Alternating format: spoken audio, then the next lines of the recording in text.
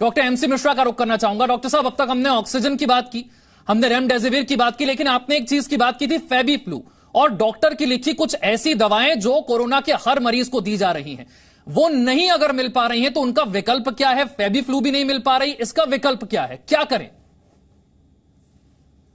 जो बात विशाल हम लोगों ने रेमडेसिविर के लिए कही, वही फेबीफ्लू के लिए भी अप्लाई होती है। और मेरे खुद एक मित्र का बेटा और बहुत सारे ऐसे लोग थे जो फेबीफ्लू ये हुआ नहीं मिली और ठीक हो गए सब। तो इन दोनों का ये एंटीवायरल मेडिकेशन है। फेबीफ्लू थी वो कॉमन फ्लू के लिए हुई थी, और जो जब इसको शुरुआत हुई थी इस्तेमाल, और रेमडेसिविर इबोला वायरस के लिए हुई थी। और मैं आपको एक कंक्लूजन बता देता हूं एक स्टडी का रेमडेसिविर के लिए, जस्ट टू रीइंफोर्स जो डॉक्टर यादव और डॉक्टर अरविंद ने कहा है। कंक्लूजन में रेमडेसिविर का कोई निश्चित रोल नहीं है, उपयोग नहीं है मृत्यु दर कम करने में और किसी भी ग्रुप में। और इसमें यह भी देखा गया कि ये वेंटिलेशन पे जाने से भी नहीं बचाता है रोगी को।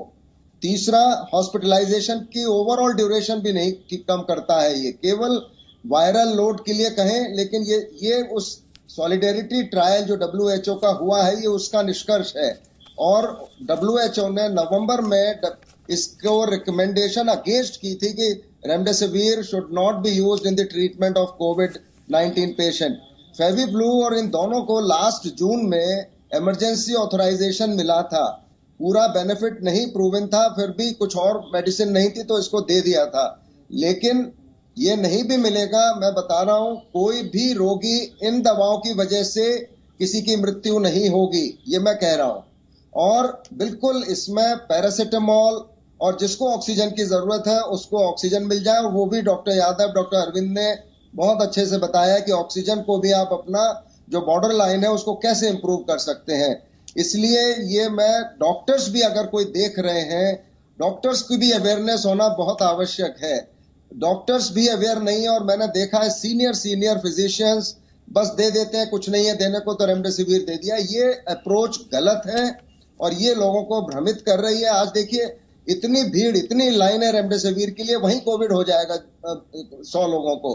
तो ये हम लोगों ने बहुत इसको वाकई में इसका मिस इन्फॉर्मेशन हुआ है रोगियों को। पेशेंट की गलती नहीं है, अगर उसको कोई कहेगा ये इंजेक्शन जरूरी है तो वो तो बेचारा भागदौड़ करके किसी ना किसी तरह से प्राइस ज्यादा दे के भी लाने की कोशिश करेगा। लेकिन ये हमें, हमारे डॉक्टर्स को भी ये समझना चाहिए और बताना चाहिए कि देखिए इसका कोई बिल्कुल फायदा का ऐसा नहीं है। आप ला सकते हैं तो ले आइए, लेकिन रोगी आपका इसकी वजह से उसको दिक्कत नहीं आएगी। उसका जो आउटकम है वो निमोनिया की वजह से, अगर लंग उसका 90% इन्वॉल्व है, आप जो मर्जी दवाई दे दो उस रोगी को, वो रोगी ठीक नहीं होगा। अगर उसका 25% इन्वॉल्व है वो ठीक हो जाएगा, 50% इन्वॉल्व है वो ठीक हो जाएगा ऑक्सीजन देने से। तो ये समझाना हमारे डॉक्टर्स की भी एक जिम्मेदारी है और उनको ये जिम्मेदारी निभानी चाहिए।